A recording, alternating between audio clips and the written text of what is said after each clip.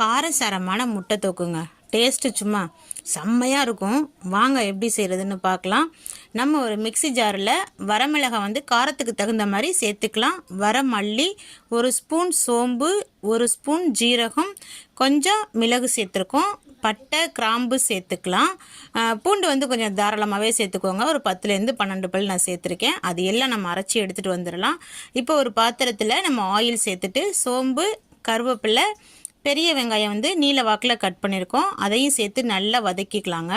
2 தக்காளி வந்து அரைச்சிருக்கோம். அதையும் சேர்த்து வதக்கிட்டு கொஞ்சம் மஞ்சத்தூள் சேர்த்துருக்கோம்.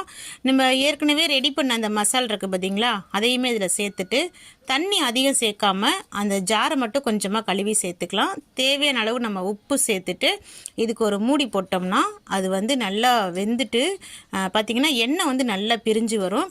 இந்த ஸ்டேஜில் நம்ம என்ன பண்ண போகிறோன்னா, முட்டை வந்து நான் ஃபுல் ஃபாயில் மாதிரி தான் போட்டிருக்கேன். நான் வந்து ஒரு 4 முட்டை சேர்த்தேங்க. அதுக்கு தேவையான அளவு தான் வெங்காயம்லாம் சேர்த்துருக்கோம். உங்களுக்கு எவ்வளோ தேவையோ அதுக்கு தகுந்த மாதிரி ரெடி பண்ணிக்கோங்க.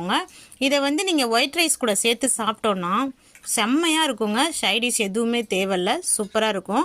ட்ரை பண்ணி பாருங்கள், ரொம்பவே நல்லாயிருக்கும். ஃப்ரெண்ட்ஸ், வீடியோ பிடிச்சிருந்துச்சுன்னா வீடியோவை லைக் பண்ணி ஷேர் பண்ணுங்கள். மறக்காமல் சப்ஸ்கிரைப் பண்ணிவிடுங்க.